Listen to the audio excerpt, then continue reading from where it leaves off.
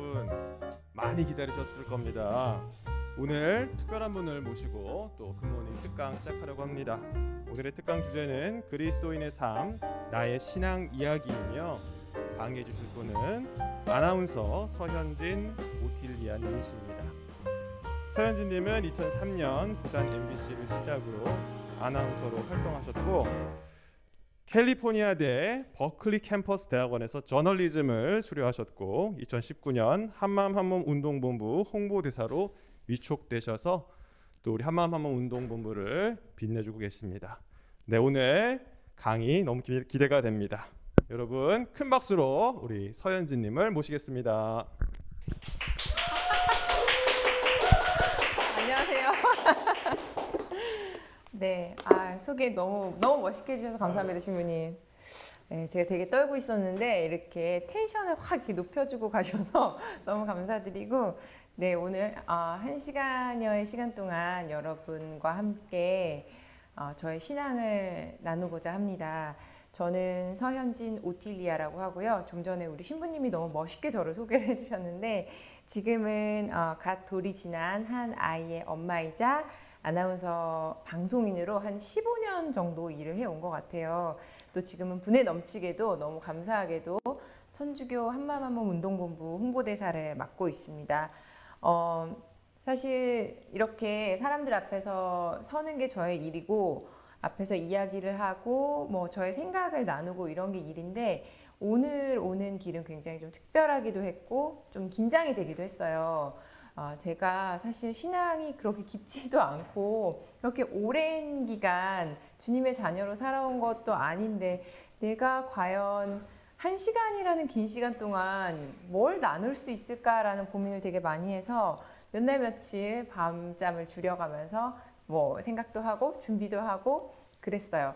그래서 지금 저는 이렇게 방송 준비도 열심히 하지 않는데 정말 제가 할 이야기를 정말 한 문장 한 문장 이렇게 제가 패드에 다 적어 왔거든요. 그래서 하면서 좀 눈팅을 하더라도 그러려니 이해를 해주시고 애정어린 눈으로 봐주셨으면 좋겠습니다. 어쨌든 제가 아직까지도 좀 내가 무엇을 나눌 수 있을까 좀 고민이 되기도 하지만 그래도 저에게 주어진 소중한 기회인 만큼 여러분께 저의 신앙 이야기를 들려드릴까 합니다. 저는 지금은 40대 초반인데요. 한 20대 시절부터 떠올려 보자면 굉장히 치열한 20대를 보냈어요.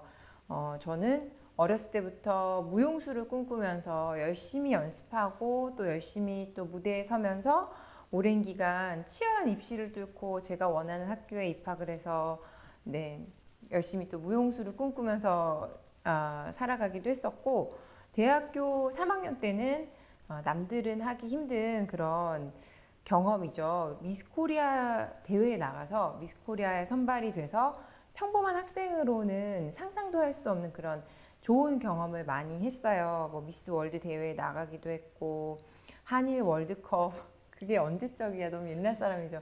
2001 한일 월드컵 홍보 같은 그런 일들도 많이 하기도 했었고요. 또 대학 졸업 후에는 아나운서가 되어야 되겠다. 사람들 앞에 서는 그런 직업이 너무 즐겁구나라는 걸 깨닫고 열심히 노력해서 여러 번의 낙방 끝에 또 아나운서가 됐고 뭐 라디오나 뉴스나 예능이나 이런 많은 분들에게 알려진 프로그램들을 진행하면서 너무너무 원 없이 즐겁게 일을 했었습니다. 20대에 저는 정말 치열하게 살았고 노력했고 그만큼의 결실을 항상 바로바로 얻었어요. 그래서 일을 하게 되면서부터 저는 늘 되게 바빴고 딱히 큰 노력을 기울이지 않아도 제 주변에는 되게 사람들이 많았고 화려한 사람들이 많았고 그런 스포트라이트들이 늘 저를 따라다닌 것 같아요. 저는 되게 열심히 살았기 때문에 그게 당연한 거라고 생각을 했거든요. 그리고 제가 세속에서 그런 이뤄낸 막 성취들 이런 것들을 너무 자랑하고 싶었고 자랑스러웠어요. 처음에는 어머 나는 이렇게 되게 능력이 막 뛰어나지도 않은데 내가 정말 운이 좋구나. 정말 그 하늘에 그런 저쪽에 저 위에 절대자 그분께 감사해야겠다 뭐 그런 생각들도 요만큼 가지기는 했지만 나중에는 이제 그게 익숙해지다 보니까 너무 당연하다는 듯이 이거는 그치 당연하지 내가 얼마나 노력했는데 내 노력의 보상으로 이 모든 것을 얻는 거야 이 열매는 당연한 거야 라고 생각을 하게 되더라고요. 그러면서 저와 같이 일을 열심히 하는 사람이 아닌 일 욕심을 딱히 내지 않는 사람이라거나 워커홀릭처럼 늘 일에 매달리지 않는 사람이라거나 그런 사람들을 보면서 저 사람은 왜 저렇게 욕심이 없을까? 열심히 살지 않는구나. 꿈이 없는 사람, 열정이 없는 사람, 나태한 사람이라고 여기면서 속으로 좀 무시를 하기도 했던 것 같아요. 뭐든지 노력하면은 이루어졌던 20대의 제 삶은 너무너무 재미있고 끝나지 않는 그런 버라이어티 쇼와 같기도 했고 축제 같았습니다. 그리고 그 한가운데서 저는 점점 더 돌 같은 자아를 가지게 된 것 같아요. 가진 사람이 된 것 같아요. 한치의 의심 없이 오로지 저 자신을 믿고 제가 원하고 노력하면 어떤 어려움도 극복하면서 이루어 나갈 수 있을 거라고 생각을 했습니다. 30대가 되면서 굉장히 많은 게 달라진 것 같아요.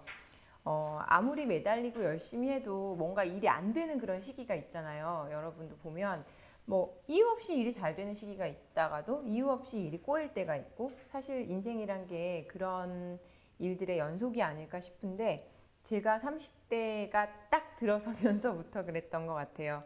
뭔가를 굉장히 열심히 해도 참 그 일이 잘 안 됐고요. 원하는 걸 붙잡기가 좀 힘들었던 것 같아요. 또 내 탓이 아닌 외부의 정치적인 그런 문제로 회사가 갑자기 힘들어지기도 했고 크게 흔들리기도 했고 정말 제가 좋아하는 그런 동료들 바로 어제까지만 해도 웃으면서 함께 기쁨과 슬픔을 나눴던 그런 동료들과 등을 돌리고 적이 되기도 했고요. 또 그 와중에 저는 30대 초반에 큰 결심을 하고 2년간 외국에 유학을 다녀왔는데요. 그렇게 힘들게 유학을 다녀왔지만 정작 돌아오니까 회사도 너무 불안정하고 내가 다시 돌아갈 곳도 없고 일에서는 점점 배제되는 그런 느낌이 들기도 했고요. 그 와중에 또 굉장히 사랑하는 저희 엄마는 초기 암이지만 암에 걸리기도 하셨습니다. 또 아직 그때도 결혼을 하지 않은 상태였는데 제가 사랑하는 사람들, 제 주변에 많은 사람들 그런 사람들에게 끊임없이 상처를 주기도 했고 상처를 받기도 했고 그렇게 살았던 것 같아요. 나는 20대와 다름없이 여전히 열심히 하루하루 잠을 자지 않고 분초를 쪼개가면서 내 미래를 위해서 살고 있는데 왜 되는 일이 이렇게 없을까 그런 생각을 하면서 좀 원망스러운 마음이 들기도 했고 굉장히 자신감 있었던 제 성격도 조금씩 위축되기도 했었고 그런 시간을 겪었습니다.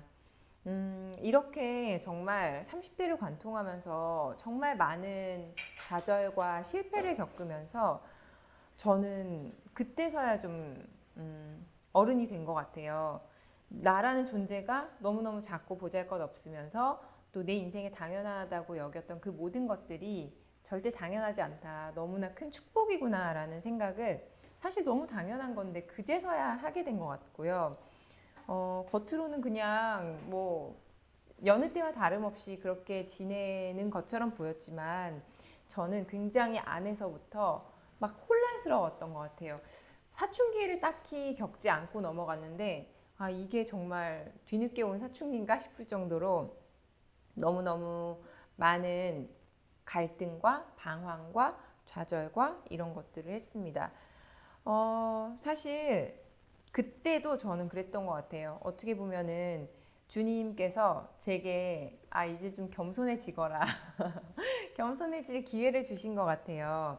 그리고 인생의 진짜 중요한 가치는 그냥 잘 나가는 것, 일에만 있는 게 아니다. 너 주변에 있는 진짜 인생의 중요한 가치를 돌아보고 이젠 좀 다르게 살아라 라고 하신 것 같은데 저는 그때는까지는 아직도 몰랐었던 것 같아요. 계속해서 어떻게 하면은 예전처럼 더 즐겁게 더 많은 일을 하면서 살 수 있을까? 예전 잘 나가던 시절로 돌아갈 수 있을까? 그런 궁리만 했던 것 같습니다. 지금 어떤 어려움이 있어도 사실 나는 복 받은 사람이고 많은 걸 받은 사람이고 나한테 주어진 삶을 하루하루 열심히 즐겁게 꾸려나가야 할 의무가 있었지만은 저는 그거를 깨닫지 못했던 것 같아요. 그때까지만 해도. 그 대신 내가 가지고 있었지만 지금은 잃은 것들, 그 많은 것들에 계속해서 집착을 하게 된 것 같고 여전히 별 탈 없이 그냥 인생을 꾸려나가는 그런 사람들이 너무 부러운 거예요. 나도 옛날에는 그랬는데 막 그런 생각을 하면서 막 불쑥불쑥 치고 올라오는 그런 불행한 감정들 있잖아요. 그런 부정적인 생각들을 어떻게 없애야 될지도 모르겠고 어떻게 다뤄야 될지도 모르겠고 앞으로 어떻게 살아가야 될지도 모르겠고 도대체 어떻게 하면 내가 행복해질 수 있을까를 모르겠더라고요. 사실 그때의 저 같은 그런 감정, 그런 시기를 많은 분들이 겪는 것 같아요. 뭐 젊었을 때 겪기도 하고, 어렸을 때 겪기도 하고, 나이가 좀 들어서 겪기도 하고, 행복이 뭐지? 어떻게 하면 행복하게 사는 거지? 내가 행복하게 살려면 나는 어떻게 해야 할까? 뭐 이런 것들, 그런 고민들을 하면서 굉장히 막막했을 때 그냥 누가 가자고 한 것도 아닌데 저는 성당에 그때부터 나가기 시작했어요. 30대 초반에 그냥 이끌리듯이 주님을 찾은 거죠. 누가 시킨 것도 아니고 권유한 사람도 없는데 그때 때마침 저와 친한 언니가 임신 초기였고 뭔가 태교를 하면서 아이를 믿음 안에서 키우고 싶다는 생각을 하게 된 거예요. 그래서 그래 그러면 우리 같이 성당을 한번 나가볼래? 왜 성당이었는지는 모르겠어요. 성당을 나가볼래? 그러면서 같이 성당을 나가서 예비자 교리를 듣기 시작했고 주일 미사를 참여하기 시작했고 자연스럽게 이제 주변에 믿음이 있는 그런 분들과 함께 신앙을 나누게 됐습니다. 지나고 나서 생각해 보면 저는 그때 그냥 막연히 그런 생각을 한 것 같아요. 지금까지랑 다르게 살고 싶다. 지금보다 더 행복하게 살고 싶다. 그런 마음뿐이었던 것 같아요. 근데 어떻게 행복해지는지는 어느 날 갑자기 성당에 나간다고 짠 행복해지는 게 아니잖아요. 하느님 저기 계시구나. 하느님의 뜻대로 살면 나는 행복하구나. 이게 갑자기 되는 게 아니더라고요. 무엇보다 너무 힘들었던 게 평생 그냥 저 자신만을 믿고 제 방식대로 살아온 그런 가치관을 깨부시는 게 너무 힘들더라고요. 오로지 나의 노력과 열심만 믿고 열심히 살다가 하루아침에 나는 주님의 자녀, 주님에게 내 삶을 의탁합니다. 이게 너무 어려운 거예요. 그 모두 전환이. 그래서 뭐 예를 들어서 공동체 안에서 서로 막 신앙을 나누잖아요. 삶을 나누면서 그러면서도 저 사람 내가 어떻게 믿지? 도대체 내가 지금 뭘 하고 있는 거지? 신앙이라는 그 믿음 안에서 나의 뒤통수를 치는 건 아니겠지? 뭐 이런 생각을 하면서 겨우 조금 이제 열리려는 그런 마음을 황급하게 확 닫아버린 적이 수도 없이 많아요. 사실 초반에는 참 그런 타인에 대한 사랑과 존중, 공동체에 대한 애정과 헌신 이런 것들 너무 아름다운 말들 그런 단어들은 여전히 저한테 너무 먼 일이었고 아주 많은 노력과 시간이 필요한 일이었던 것 같아요. 그때. 그래서 정말 죄 많은 인간을 조건 없이 사랑해서 외아들마저 내어주신 주님의 자녀로 살겠다 이러면서 세례를 받고 했지만 정말 그분의 삶을 닮아가는 게 너무너무 불가능에 가깝도록 어렵더라고요. 세속에 찌든 저 같은 사람 같은 경우는. 근데 그때 제 주변에 도움을 참 많이 받았어요. 그 즈음에 제가 시작하게 된 방송이 그 오마이갓이라는 방송이었는데 그게 종교인들과 함께 하는 토크쇼였거든요. 목사님, 스님, 신부님 그리고 뭐 여러 종교의 뭐 그런 종교인들이 많이 나오셔가지고 세상의 사람들이 고민하고 아파하는 그런 문제를 같이 이야기하고 같이 해결책을 찾아보는 그런 프로그램이었는데 이 종교인 분들이 그 전까지만 해도 너무 어렵고 나랑 먼 세상에 있는 사람들이야 라고 생각했다면 그 프로그램을 한 2년 가까이 하면서 굉장히 종교 자체에 좀 친숙해지게 됐고 어렵게만 느껴졌던 종교인들이 인간적으로 다가오기도 시작했고 그 프로그램 아마 여기 들어와서 제 이야기를 들으시는 분들은 많이들 아실 거예요. 보셨죠?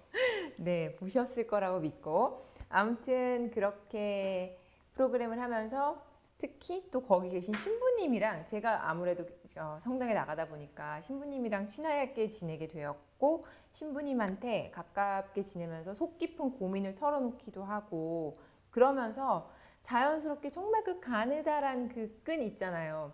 그 끈을 이어서 계속해서 종교 생활을 할 수 있게 된 것 같아요.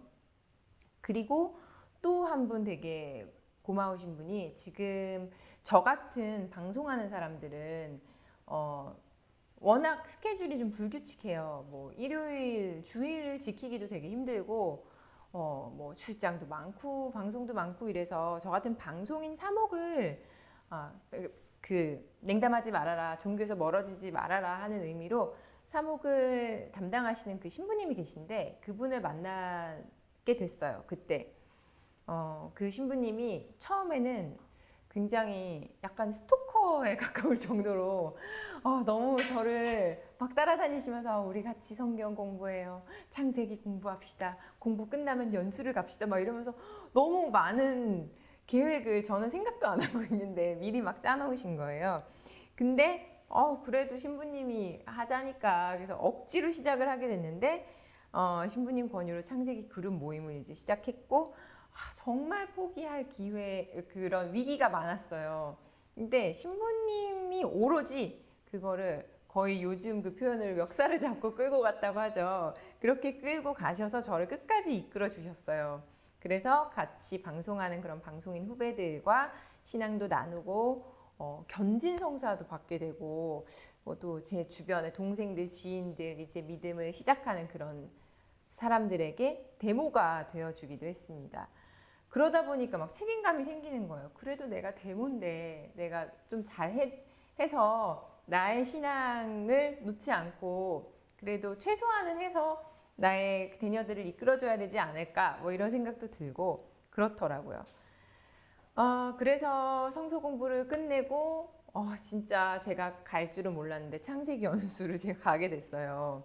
40줄에 20대 막 그런 청년들과 함께 한 2박 3일, 3박 4일 생활했는데 처음에는 막 스케줄이 너무 빡빡하고 전화도 못 쓰고 이러다 보니까 막 내가 다시 고딩이 된 것 같은 그런 느낌 들면서 나 진짜 그냥 나간다고 얘기할까? 나 어디 아프다고 얘기할까? 뭐 이러면서 너무너무 힘들었거든요.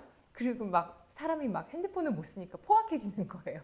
그래서 너무 힘들었는데 그렇게 시간을 어쩔 수 없잖아요. 거기서 시간을 보내야 하니까 계속 이제 말씀 듣고 나누고 찬양하고 하다 보니까 연수가 끝나는 밤에 이제 나 자신에게 편지 쓰는 촛불 켜놓고 편지 쓰는 거 있잖아요.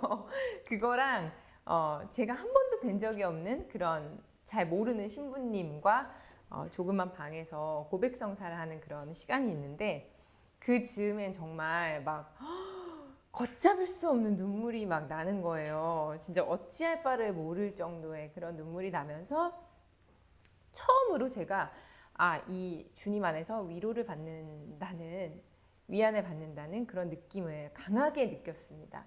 그래서 그게 어떻게 보면은 저에게 터닝 포인트가 된 것 같아요. 저희 신부님이 설계하신 그 그림이 성공을 하셨죠. 그래서 몇 년의 시간 동안 이렇게 저는 가랑비에 옷 젖듯이 조금씩 주님께로 걸어가지 않았나, 다가가지 않았나 라는 생각이 들었습니다. 40대 전후로 최근 몇 년간 저에게 정말 많은 변화가 있었어요. 제 삶에 늦게나마 좋은 짝을 만나서 믿음 안에서 하나가 되었고 예쁜 아기를 얻어서 성가정을 이루었습니다. 또 아기를 갖는 과정에서부터 임신기간, 출산까지 정말 가장 주님을 많이 의지하고 찾았던 시간이 아닐까 싶은데 오랜 기다림 끝에 유산을 하기도 했고 힘들게 아기를 가졌는데요. 그러다 보니까 건강하게만 태어났으면 좋겠다. 근데 이게 내가 막 건강해라 건강해라 이렇게 해서 되는 게 아니라 정말 진짜 그거는 저의 의지와는 상관없는 그런 부분들이 굉장히 많더라고요. 생명을 잉태하고 또 낳는 거는. 그래서 신부님에게 바로 달려가서 태아 축복을 받기도 했고 또 이제 출산 즈음에는 13시간 정도 제가 진통을 했는데 그때 저에게 가장 힘이 되었던 거는 카톨릭 성가였어요. 그래서 그 아이를 낳을 때까지 13시간 동안 성가를 틀어놓고 정말 기도를 하면서 시간을 보내기도 했고 아이를 낳고 또 처음 생애 첫 기부를 하기도 했고 그때 굉장히 많은 감동을 느끼고 진짜 내가 주님 안에서 이렇게 살아가고 있구나라는 생각을 많이 했어요. 또 아기가 뱃속에 있을 때도 친정엄마가 굉장히 많이 아프셨는데 그때 그 너무너무 힘든 시간 속에서도 가장 의지를 했던 거는 주님이 아니었나 싶습니다. 그 기간을 떠올리다 보니까 좀 그때 좀 떠오르기도 하고 목이 좀 잠기게 되네요. 잠시만 물 한 잔.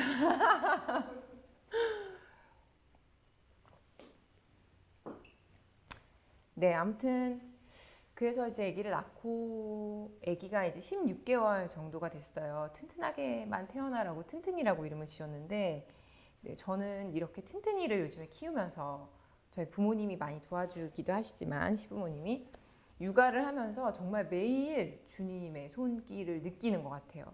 아이를 키워보신 분들은 아시겠지만 아기는 정말 아무것도 모르고 너무너무 그 아기가 갓 돌이 지난 아기를 키우다 보면은 매일매일 크고 작은 위기가 되게 많이 오거든요. 막 사고도 너무 많고 막 아슬아슬한 순간이 진짜 많은데 그럴 때마다 되게 신기하게 아기가 너무 보호받는다는 그런 느낌이 드는 거예요. 크게 다칠 뻔했는데 그냥 괜찮게 넘어갔어 이러면서 그럴 때마다 주님 감사합니다. 이걸 진짜 제가 많이 외쳐요. 그래서 하루에도 몇 번씩 그런 아슬아슬한 순간을 넘길 때마다 그때마다 저절로 주님을 찾게 되는 저를 보면서 그래도 너가 많이 변했구나 라는 생각을 합니다. 정말 갓 태어난 작은 아이가 기고 앉고 서고 걸음마를 하고 또 몇 시간에 한 번씩 울기만 하던 아기가 옹알이를 하고 나와 눈을 맞추고 웃고 또 이제는 곧 말을 하려고 하는 모습을 보면서 저는 이 아이를 위해서 내가 죽을 수도 있구나, 죽을 수도 있겠다 막 이런 생각을 하거든요. 그래서 그렇게 태어나서 처음 느껴보는 조건 없는 사랑이잖아요. 이게 많은 엄마들은 저와 비슷한 생각을 하시겠지만 그 조건 없는 사랑의 감정 앞에서 저는 주님을 떠올렸습니다. 이 아이가 어떻게 자라면 좋을까 많이 고민을 할 때 공부를 잘했으면 좋겠다. 어떤 직업을 가졌으면 좋겠다. 어떤 좋은 배우자를 만났으면 좋겠다. 이런 구체적인 생각을 하면서 세속적인 욕심을 부리기도 해요. 솔직히 가끔씩. 하지만 저는 너무 잘 알아요. 그게 절대 제 마음대로 안 된다는 거를. 이 아이가 살아가면서 제 마음대로 되는 일보다 안 되는 일이 더 많을 텐데 그런 부분들은 차차 그때 상황에 맞춰서 고민을 해보는 걸로 하고 대신 제가 아이를 키우면서 가장 꼭 바라는 게 있다면 아이가 어쨌든 믿음의 가정에서 태어나서 신앙 속에서 자라는 만큼 제 아이도 주님 안에서 살아갔으면 하는 겁니다. 이미 너무나 우리 가족 모두에게 넘치는 사랑을 받고 있는 제 아기가 남에게도 스스럼 없이 좀 먼저 사랑을 줄 수 있고 손을 내밀어 줄 수 있는 그런 사람으로 성장을 했으면 좋겠어요. 그리고 살면서 너무 많은 고난이 있잖아요. 기쁜 날보다 힘든 날들이 더 많은 게 사실 삶인데 그런 고난 앞에서 정말 나는 넘치는 사랑을 받았어. 그리고 넘치는 사랑을 주기도 했어. 그런 사랑을 받고 준 기억을 통해서 나는 존재 자체로 소중하다. 가치가 있다. 나는 존재하는 것만으로도 소중한 주님의 자녀다라는 거를 우리 애기가 늘 기억하고 그럼으로 인해서 어려움을 거뜬히 이겨낼 수 있는 그런 강한 사람이 되었으면 좋겠다는 생각을 합니다. 주님을 알게 되고 저는 정말 많이 변한 것 같아요. 20대 때 저 모습을 보고 안 보다가 지금 짠! 보는 사람들이 있잖아요. 십수년 만에. 그러면은 사람들이 그래요. 너 무슨 일이 있었어? 컨셉 아니야? 요즘 유행하는 컨셉이야? 종교생활 열심히 하고 선한 영향력을 펼치고 요새 선한 영향력이 유행이라며 그런 이야기를 놀리는 거겠죠. 그냥 애정어린 그런 이야기를 하는 사람들이 있는데 글쎄요. 저도 사실 잘 모르겠어요. 친구들이 놀리는 게 너무 이해가 되고 그런 것처럼 저는 여전히 굉장히 20대 때 비해서 딱히 달라진 것도 없는 것 같고 주름 좀 더 많이 생긴 거 말고는 여전히 미숙하고 그런 인간인데 그나마 하나 달라진 거는 이제 일상에서 힘들 때나 기쁠 때나 늘 주님이 함께 하시는구나. 그거를 제가 인식하고 있다는 거예요.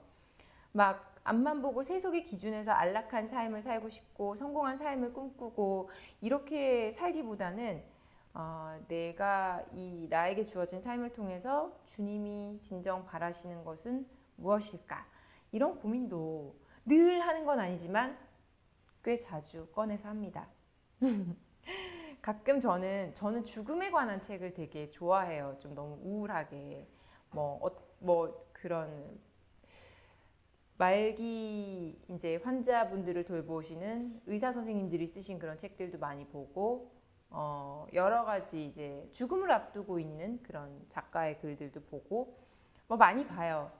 많이 보는데 그러면서 가끔 제 마지막을 상상해 보거든요. 이 사람은 누구나 죽는다라는 거는 절대 변하지 않는 진리 사실이잖아요. 그렇게 상상해 보는 제 생의 마지막에 돈 좀 더 벌 걸. 나 좀 더 잘 나가게 일 좀 더 열심히 할 걸. 이렇게 후회할 것 같지는 않아요. 오히려 되게 사랑하는 사람들 내 아이나 아니면 우리 가족 남편 그리고 소중한 사람들 그런 사람들한테 내가 좀 더 잘해줄 걸, 내가 좀 더 사랑해줄 걸 이런 후회를 할 것 같아요. 그리고 저는 그 후회를 조금이라도 덜 하고 싶어요. 그래서 이 정도면은 됐어. 그래. 이 정도면 많이 사랑하고 살았고 많이 그래. 많이 주었다 하고 삶을 굉장히 행복하게 마무리하고 싶거든요. 아쉬움은 남겠지만 이 결심을 실천하기 위해서 저는 부족하지만 조그만 계기라도 있으면 조금이라도 내 능력 안에서 나누고 기부하고 그러고 살려고 노력을 합니다. 그렇게 많은 걸 제가 나누는 것도 아니고 그렇게 나눈 지 오래되지도 않았지만 나눔을 거듭할수록 저는 굉장히 놀라운 깨달음을 얻었어요. 나눔을 받는 사람이 더 저는 좋을 줄 알았거든요. 고마워, 땡큐 이렇게 좋을 줄 알았는데 나누는 사람이 더 행복하더라고요. 내가 나눌 수 있어서 행복하고 내 나눔을 받고 너무나 행복해하는 사람의 얼굴을 보고 또 행복하고 그래서 주면 줄수록 제 통장 잔고는 쪼그라들지만 영혼은 살찐다는 그런 느낌을 많이 받아요. 그리고 놀랍게도 기부를 이렇게 하면 할수록 되게 신기한데 그 줄어든 돈 통장 잔고만큼 채워져요. 이런 경험 한 분들 많으시죠? 너무 신기해요. 생각지도 못한 곳에서 꽁돈 비슷한 돈이 들어온다거나 네, 그 이상의 제가 잊어버리고 있었던 출연료가 들어온다거나 이러면서 수입이 들어옵니다. 몇 번 이런 일을 겪고 저 되게 신기했었는데 아마 그래 오틸리아야 기부를 멈추지 말아라 계속해서 나누어라 하는 주님의 뜻이 아닌가라는 생각을 저 나름대로 해석을 한번 해봤어요. 아무튼 그래서 저는 지금 한마음한몸 운동본부 유튜브 채널을 통해서 지금 이렇게 여러분과 만나고 있는데 제 아이의 돌잔치 대신에 제가 홍보대사로 미약하게나마 활동을 하고 있는 천주교 한마음한몸 운동본부 생애 주기별 기부 프로그램에 기부를 했습니다. 그리고 앞으로도 매해 우리 아이의 생일이나 가족의 기쁜 일, 기념일에는 계속해서 기부를 이어나갈 생각인데요. 그 외에도 저의 출연료, 그 의외에 이렇게 공돈스러운 그런 돈이 들어온다거나 이런 돈은 수시로 본당이나 타 본당 건립 헌금이나 그 외에 다양한 용도의 헌금으로 기부를 하기도 합니다. 제가 기부를 하면서 느낀 게 기부도 하다 보니까 쇼핑과 공통점이 많은데 하면 할수록 너무 재밌더라고요. 오히려 저는 말로만 늘 미니멀리스트를 꿈꾼다고 하는데 쇼핑을 하고 나면은 내가 이걸 왜 샀지? 이걸 어디 두지? 제가 최근에 신박한 정리라는 프로그램에 나와서 막 너무 버리는 막 그런 사람으로 집에 막 나만 하는 게 없고 막 이래서 적당히 좀 버리세요. 남편 이불 좀 사주세요. 막 이런 이야기 많이 들었는데 그런 만큼 쇼핑을 너무 하고 나면 스트레스를 오히려 더 받더라고요. 이걸 어떡하지? 난 필요도 없는 물건에 왜 이렇게 욕심을 냈을까 했는데 기부를 하면 너무 깔끔하잖아요. 내가 진짜 죄책감 느낄 정도의 그런 소비 이런 것도 아니고 오히려 미니멀리스트를 지향하는 저에게는 가장 합리적인 소비가 바로 기부가 아닌가라는 생각도 한번 해봤습니다. 그래서 앞으로 꾸준히 또 이런 활동을 또 이어나가기도 할 거고 한데 혹시 관심 있는 분들은 천주교 한마음한몸 운동본부의 사업에 관심을 좀 많이 가져주시고 동참해 주시면 좋겠습니다.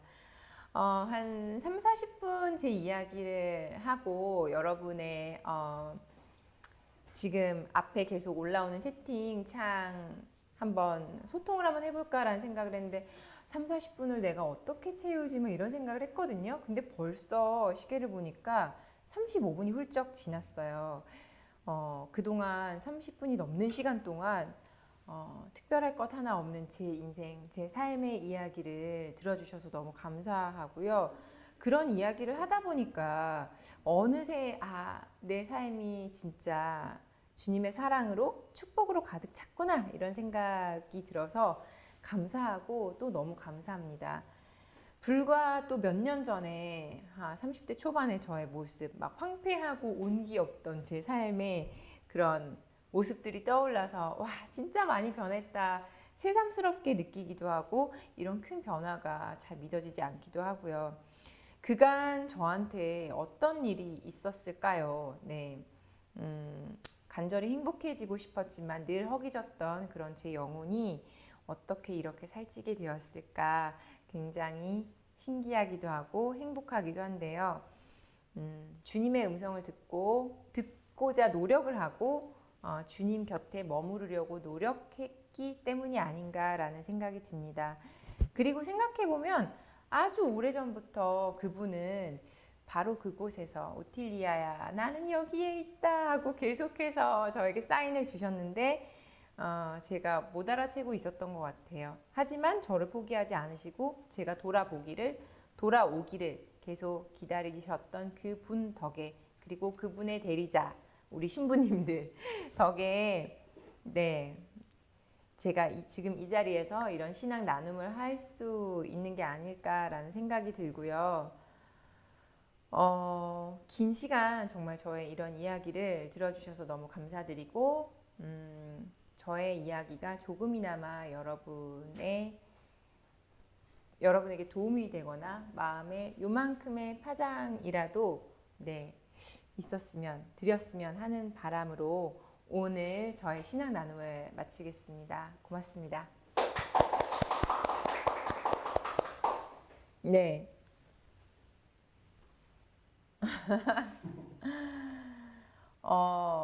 많은 분들이 질문을 해 주셨습니다. 올리비아님 거부터 하면 되나요? 네. 잘 다니던 회사를 두고 유학을 가셨을 때 겁나지는 않았나요? 새로운 시작을 한다는 게 쉬운 게 아니잖아요. 어떤 결심이 있으셨나요? 그때만 해도 겁난다는 생각보다는 되게 오만했죠.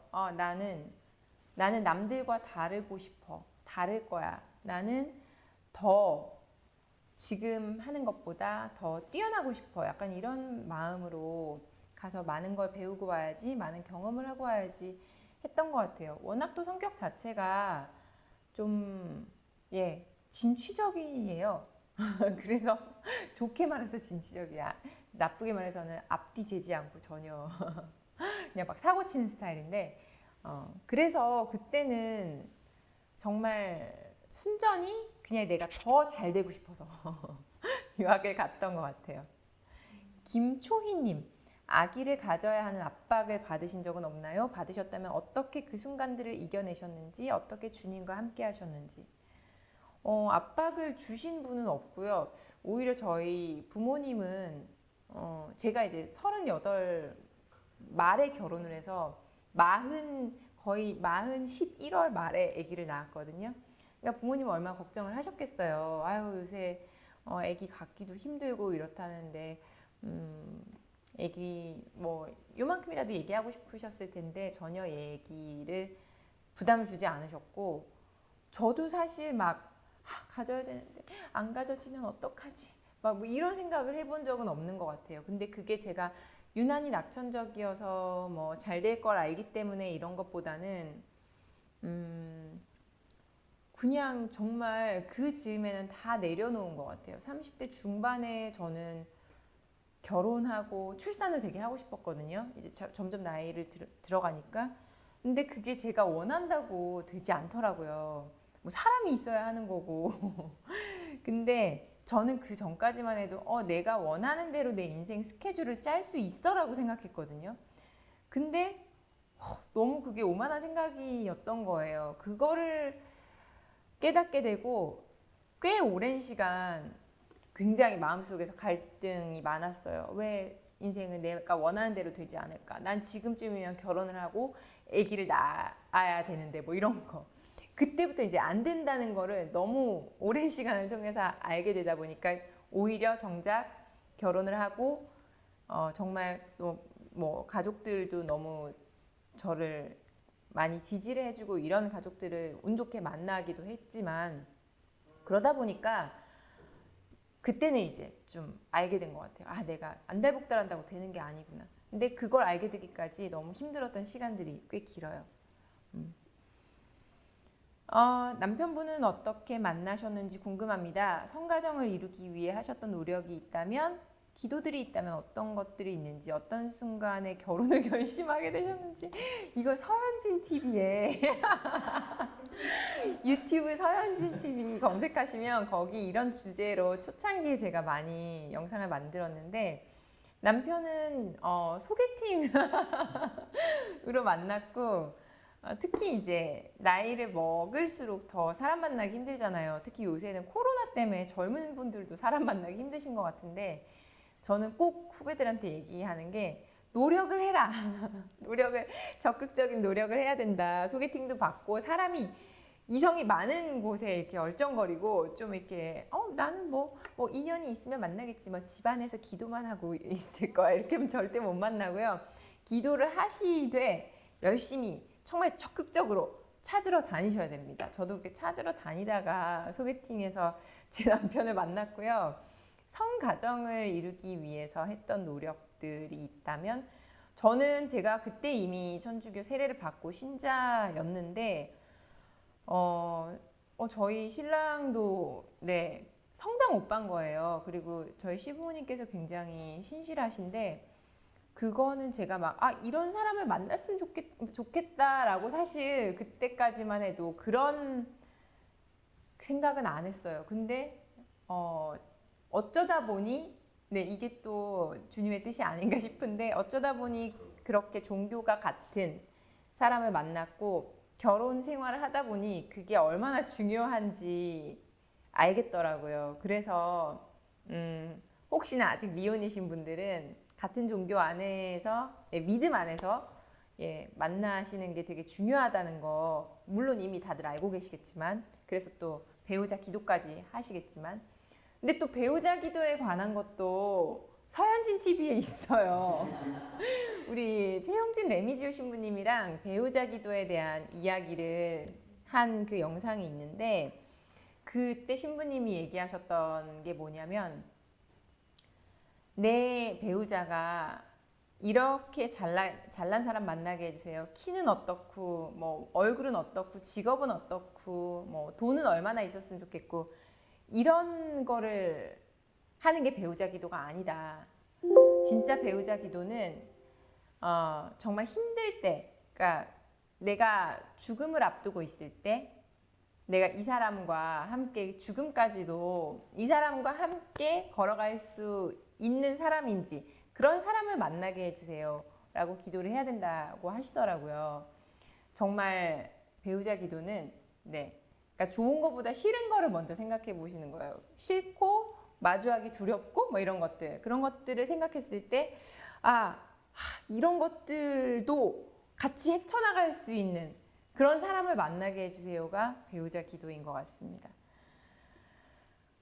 그레이스 L님 이 워킹맘으로 아이를 키우면서 신앙생활하기 너무 어렵습니다. 코로나19까지 오래 지속되면서 아이와 함께하는 미사에 자연스럽게 참여하지 않고 그러다 보니 더 편한 것만 찾게 되고 쉬고만 싶어요. 어떻게 하면 신앙생활과 육아를 잘 병행할 수 있을지 듣고 싶어요. 저도 되게 고민하는 부분인데 저는 사실 주일 미사를 다시 성당에서 한 지 얼마 안 됐어요. 그 코로나 때문에. 그리고 계속 그 단계가 왔다 갔다 하잖아요. 근데 코로나가 아니었다면 주일에는 꼭 아기를 데리고 그냥 유아방 이런 데서라도 했었을 것 같아요. 그냥 집에만 있는 것보다는 성당에 가서 많은 사람들을 만나고 그런 것들이 오히려 훨씬 좋을 것 같다는 생각을 했었는데 그게 안 됐을 때는 너무 단계가 좀 격상되고 이랬을 때는 그냥 유튜브 매일 미사라도 열심히 빠뜨리지 않고 하려고 노력을 했고요. 그래도 사실 빠뜨리게 되잖아요. 그거에 있어서 너무 죄책감을 가지지 않으려고 노력했습니다. 이미 너무 나는 최선을 다하고 있는데 우리 아마 지금 그레이스 L 님도 그러실 거예요. 최선을 다하고 이런 지금 이 시간에 이 유튜브 채널에 와서 이런 질문을 하신다는 것 자체가 굉장히 최선을 다하고 계시는 것 같거든요. 이미 하느님, 주님 안에서 내가 살아야지라는 생각을 너무 진지하게 하고 계시는 분이고 실천하고 계신 분인 것 같기 때문에 저는 너무 내가 더 뭘 해야 되는데 라는 생각보다는 내가 정말 타이트하게 짜여진 스케줄 안에서 그래도 노력을 하고 있다는 거에 더 포커스를 맞추셨으면 좋겠고 저처럼 유튜브 매일 미사 아니면은 가끔씩 성당 매주 가지 못해서 난 죄인이야 막 이런 생각을 안 하셨으면 좋겠어요. 스텔라 사랑님, 요즘 아기를 키우는데 가장 크게 신경 쓰는 게 있다면 무엇일까요? 건강 다음으로요. 아기 요새요. 그냥 요 16개월이니까 아무래도 애착 뭐 그런 얘기 많이 하잖아요. 애착이란 단어도 조금 좀 구태의연해질 정도로 애착 이야기를 많이 하는데 아기가 정말 빨리 크더라고요. 정말 빨리 크고 진짜 태어나서 막 신생아였던 시절 사진을 보면 이게 정말 얼마 전인데 1년 전인데 애가 이렇게 컸어? 너무 아쉬운 거예요. 그래서 아기가 진짜 매일매일 같이 있으면 매일매일 할 줄 아는 게 하나씩 늘어나거든요. 그거를 보면서 그래, 다른 중요한 게 뭐가 있겠어. 이렇게 아기랑 같이 시간을 보내고 이 소중한 시기에 내가 조금이라도 더 아이에게 사랑을 줄 수 있도록, 그리고 아이의 예쁜 모습을 눈에 담아 놓을 수 있도록 하자. 뭐 그런 생각을 많이 하고 그렇게 하려고 시간을 많이 보내려고 노력하고요. 근데 또 이런 이야기를 하면 워킹맘 분들은 되게 죄책감을 가지세요. 나 아침에 나갔다가 밤늦게 애 잘 때 들어와서 제대로 보지도 못하는데 그러면 뭐 애착 문제 생기는 거 아니야? 그런 건 절대 아니래요. 그 양보다 질이 훨씬 중요하기 때문에 아이와 함께 할 수 있는 그런 시간들, 뭐 주말이면 주말, 하루에 뭐 30분이면 30분 그 정도만이라도 핸드폰을 좀 내려놓고 아이와 최대한 교감을 할 수 있도록 노력을 한다면 그것만으로도 충분할 것 같습니다. 핸드폰을 내려놓고 이러는데 제가 너무 좀 죄책감이 드네요. 맨날 엄마 이것만 하고 막 이러면서 계속 핸드폰 보거든요. 예스 비비안나님, 저는 21살 때부터 사회생활을 하고 있고 다양한 분야를 접하고 있습니다. 코로나로 현재도 계약직으로 일하고 있는데 앞으로 막막합니다. 요가도 하시고 여러 가지 하시는 오틸리아 자매님의 조언을 듣고 싶어요. 저도 프리랜서 일을 한 지 이미 5, 6년, 6, 7년 된 것 같고 회사원이었을 때보다 프리랜서이 정말 너무너무 불안정한 프리랜서의 삶이 더 지금은 익숙해요. 요가를 배우는 것도 우리 비비안나니 자매님처럼 내가 이제 언제까지 프리랜서 방송인으로서 경쟁력이 있을까, 방송을 언제까지 할 수 있을까의 고민과 맞닿은 결과물이에요. 그럼 내가 좋아하는 게 요가니까 요가 관련된 일을 할 수도 있으니까 이 자격증도 한번 따보자. 그리고 뭐 또 다른 거 뭐 할 수 있는 게 없을까? 요즘에는 워낙 SNS 같은 것도 많이 발달해 있고 그런 거 SNS 통해서 일들을 많이 할 수 있잖아요. 그런 일은 내가 할 수 있는 게 없나? 이러면서 제 SNS도 한번 열심히 해보고 블로그도 한번 써보고 유튜브도 시작해보고 저는 그렇게 나름대로 많이 노력을 하거든요.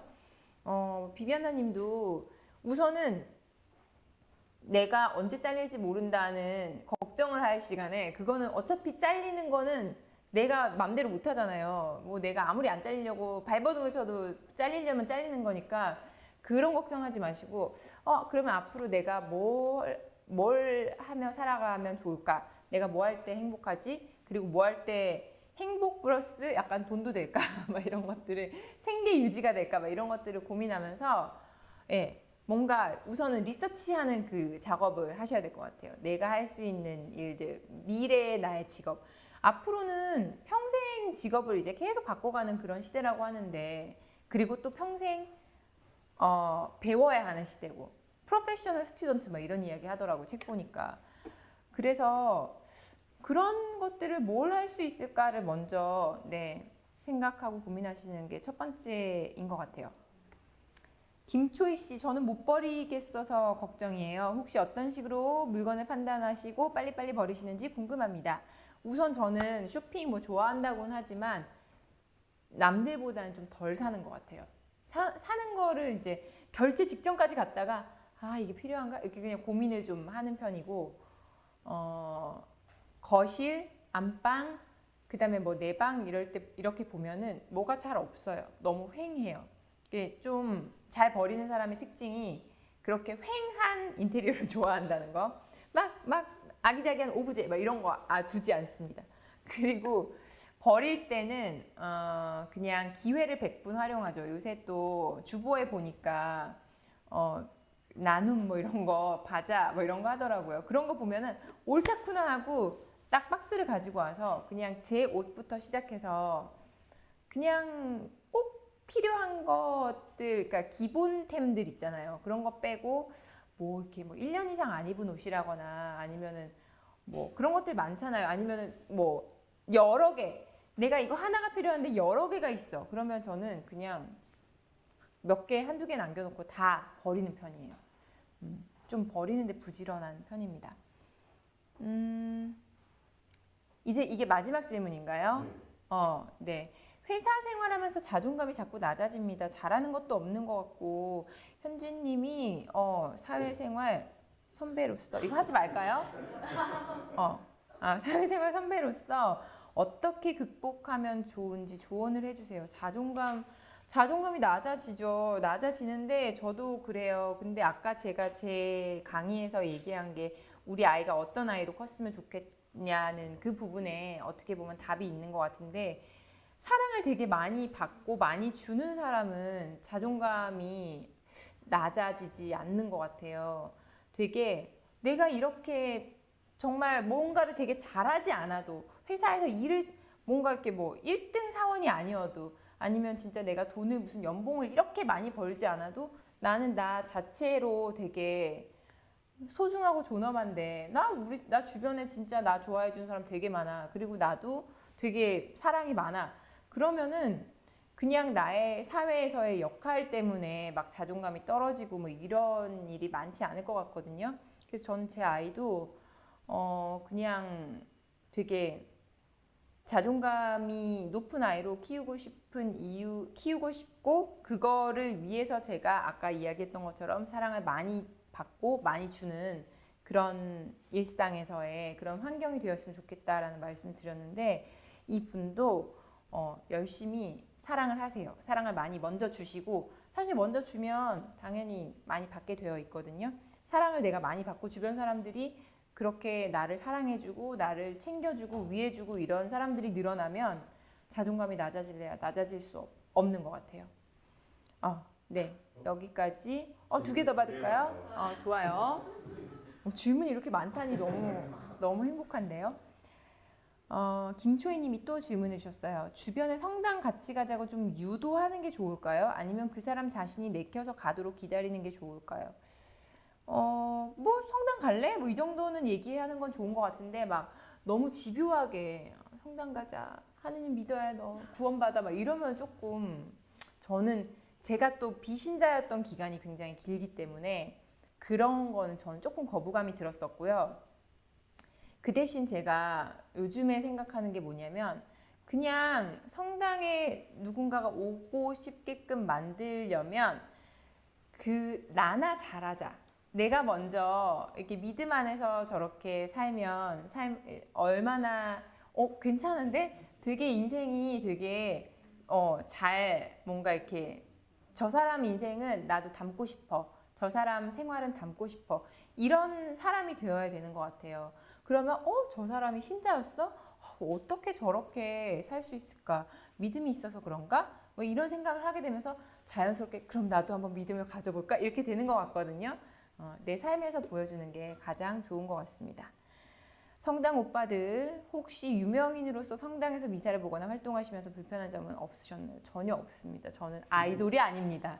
저는 그냥 오늘도 버스를 타고 이곳에 왔고 아무도 저를 터치하지 않고 알아본다 하더라도 관심이 없습니다. 전혀 신경 쓰지 않아요.